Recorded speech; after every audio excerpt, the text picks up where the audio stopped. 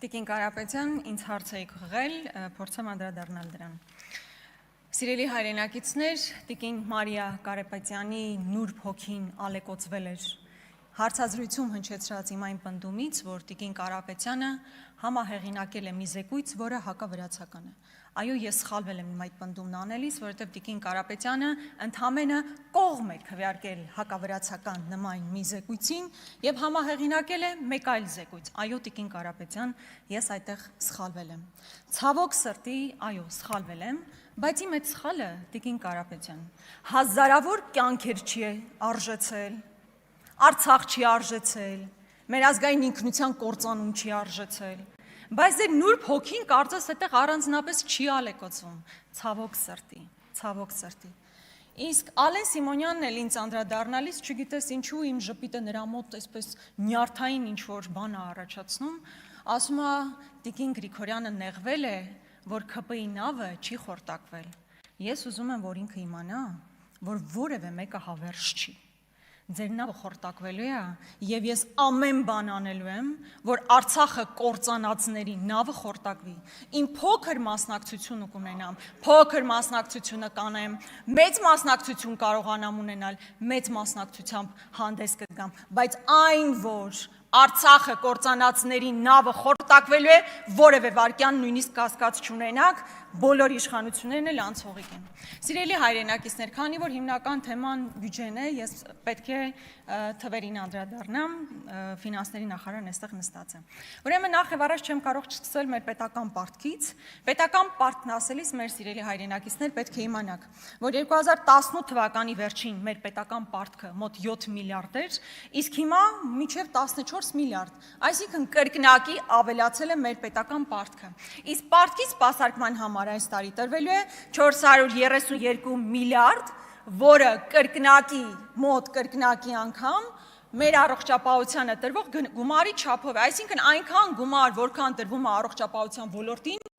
երկու այդքան տրվելու է ընդամենը մեր պարտքը սպասարկելու համար։ Այս այն է, ինչ դուք պետք է իմանաք։ Եվ ամենակարևոր հարցը, լավ, այդքան գումարներ ներգրավել եք, ինչ է ստեղծվել, ինչ հավելյալ արժեք է ստեղծվել մեր երկրում, որ մեր թոռները կարողանան գնահատել այդ արժեքը։ Սովորաբար, երբ այս հարցադրումը հնչեցնում ենք, մարդիկ գալիս ու ասում են, բա գիտեք, դպրոցներ են կառուցել։ Շատ լավ է, որ դպրոցներ եք կառուցել, բայց դուք խոստացել եք 300 դպրոց կառուցել։ 300 դպրոցից ընդամենը 59 դպրոց է կառուցվել, ընդ որում 33-ն է միայն, որ նոր դպրոց է։ Մնացած 26-ը ընդամենը վերակառուցվել է դպրոցը։ Ես ուզում եմ ձեզ ասել, որ դուք 8 միլիարդ, գրեթե 8 միլիարդ պարտք ավելացնելով մեր ապագա սերունդների ուսերին մի ռազմավարական նշանակության օբյեկտ չեք կառուցել, ատոմակայան չեք կառուցել, ռազմավարական ստրատեգիական նշանակության ենթակառուցվածք չեք կառուցել, երկաթգիծ, նույնիսկ 1 միլիոն բնակչություն ունեցող Երևանում, որտեղ մարդիկ գրեթե ամեն օր մինչև 2 ժամ խցանումների մեջ կանգնած են։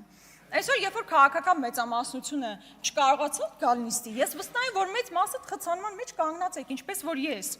Բա դա ինչու է այդպես, որովհետև երբ որ քաղաքապետերը համատարած շինթույլտվություններ են տալիս, տարբեր տեղեր խոշոր շենքեր են կառուցում, չեն մտածում այդ ճանապարհը ոնց նոր ճանապարհ կառուցելու մասին։ Իմիջիայլոց որտեղ է ձեր Աջափնյակի մետրոյի կայարանը։ Ձեր ընդհանրապես գործունեությունը Աջափնյակի մետրոյի կայարանի նման մի բան է, որ խոսում եք տարիներ շարունակ, բայց գոյություն չունի։ Խաղաղությունն է ձեր Աջափնյակի մետրոյի նման մի բան, որ խոսում եք, բայց գոյություն չունի։ Ժողովրդավարությունն է Աջափնյակի մետրոյի նման մի բան, որ խոսում եք, բայց գոյություն չունի։ Մի թունել սարքել եք, նոր ճանապարհ սարքել եք, ոչ չեք սարքել։ Ավելին, խոսքը Երևանում նոր ենթակառուցվածքի մասին է, հանգստացեք, շունչ քաշեք։ Ավելի Նիկոլ Փաշինյանը վերջերս հեծանիվով գնալիս, երբ իր համար հատուկ չէին փակել փողոցները, նոր զգացել է, որ մեր հայրենակիցները խցանման մեջ են հայտնում։ Պատկերացնում եք, մարդ ժամանակին կարմիր լույսի տակ կանգնելը մեծ հերոսություն էր ներկայացնում, ասում եք, տեսեք, Նոր Հայաստանում վարչապետը նման ձև պետք է դիրքավորվի։ Հիմա ընդամենը մի անգամ 7 տարի անց ճանապարհները փակելուց հետո հեծանիվով գնալիս հասկացել է, որ մարդիկ ժամեր շարունակ ուղղակի խցանման մեջ են կանգնած։ Խոստացել էիք 15 ջրամբար։ Ձեզ ասեմ, քանի ջրամբար եք կառուցել։ 0 ջրամբար եք կառուցել։ Միակ կառուցված ջրամբարը Վեդի ջրամբարն է, այլ 16 թվականի ծրագիրը սկսել է կառուցվել, միայն 0 օրոք ավարտվել է, այսինքն 15 ջրամբարից 0 ջրամբար։ Վերջերս Կապսի ջրամբարում էի, եւ այնտեղ նույնիսկ տախտակի վրա նշված է, որ ավարտը ես խնդրում եմ ապահովել լռություն դահլիճում։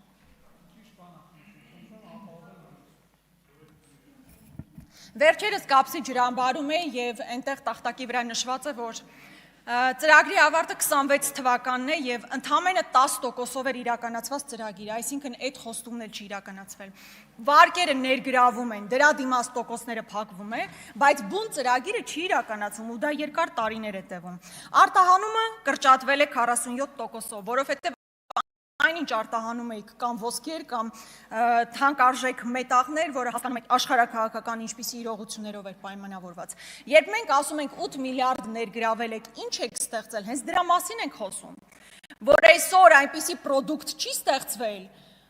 որ ոսկին մնացած արտահանումները հանեց, պրոդուկտ լինի արտահանման համար։ Առավոտից երեկո, երբ որ խոսում եք ապաշրջափակման մասին, հենց այն ասում, շատ լավ կլինի, որ ապաշրջափակվի, բայց նաև այդքան պարտք ներգրավելու ֆոնին պրոդուկտ պետք է ստեղծվեր, որ ապագայում արտահանվի։ Ես ուզում եմ նաև թոշակներին անդրադառնալ։ Այս իշխանությունը խոստանում էր, որ մեր թոշակառուների գումարը պետք է լինի հավասար սպառողական զամբյուղի, որը մոտ 78,000 դրամ է։ Սիրելի հայրենակիցներ, բնականաբար այդ խոստումը եւս ի կատար չի ածվել։ Միջին թոշակը մինչև 49,000 է, նվազագույնը 36,500, եւ սա այն պարագայում, երբ կրկնում եմ, այդքան գումար ներգրավել է, բայց տնտեսական այնպիսի էֆեկտ չկա, որպիսի թոշակները բարձրանան։ Բայց միևնույն ժամանակ ԿՊԵ-ականների թոշակառու ծնողներն աննախադեպ հաջողություններ են հասել։ Հասարակ քաղաքացին, հասարակ մեր թոշակառուն այնքան թոշակ չի ստանում, որպեսզի սպառողական զամբյուղին համարժեք կարողանա ապրի, բայց ԿՊԵ-ականների որոշ թոշակառու ծնողներ աննախադեպ հաջողություններ են ունենում։ Սրա մասին բազմաթիվ անգամներ խոսել են, բայց հերթական առիթն է խոսելու։ Ինչպես օրինակ Տիգրան Ավինյանի մայրով $490,000 տուն է գնել, ինչպես Տիգրան Ավինյանի հայրով $200,000 Սևանում տուն է կառուցել, ինչպես գնել Սանոսյանի թոշակառու մայրը, ով $230,000 տուն է կառուցել, ինչպես Դիանա Գասպարյանի սկեսուրը, ով ոչ միայն տուն է գնել, այլ բազմաբնակարան շենքեր է կառուցել, ինչպես Դիանա Գասպարյանի սկեսրայրը, ով գազալցակարան է կառուցել։ Եվ այսպես շարունակ, ես կարող եմ շատ երկար շարունակել, իմիջիայլոց առաջիկայում նման տարբեր ձեռքբերումների մասին ես կխոսեմ։ Իրականում օտարերկրյա կապիտալը փախնում է մեր երկրից։ Ներդրումների զուտ ներհոսքը նվազել է $155 միլիոն։ Իրականում ով պիտի գա մեր երկրում ներդրում անի, երբ օրը ցերեկով բիզնես են խլում, երբ հայտարարվում է, որ հարկատուն հերոս է, բայց այդ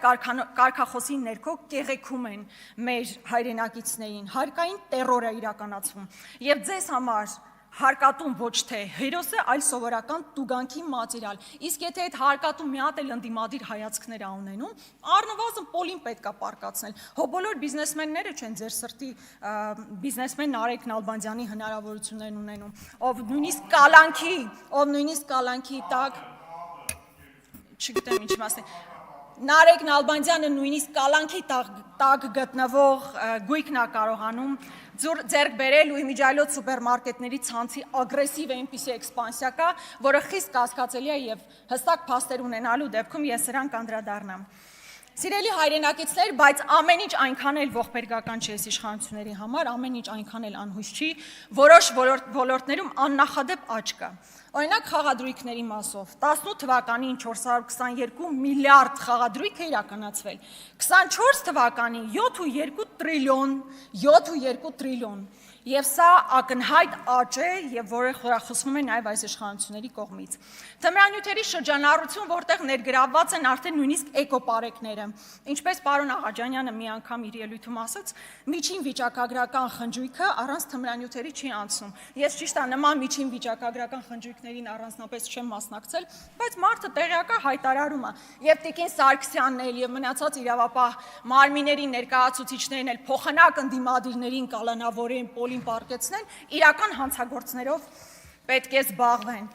Իմ ժամանակն ավարտվում է, բայց բնականաբար այս 7 տարիները եւ արդեն գրեթե 8 տարին հասնող այս տարիները ժողովրդի մեջ ամրագրվելու են որպես Արցախը կորսված տարիներ այս իշխանությունների վարած քաղաքականության արդյունքում, հոգևորականների նկատմամբ իրականացված բեսպրիդելի տարիներ, որտեղ երբ ընդդիմադիր համայնքապետ է ընտրվում կամ Շնորհակալություն Տիկին Գրիգորյան։ Արման Ղազարյան։ Լավ ման այս կնոպկան։ Համեցեք պարոն Ղազարյան։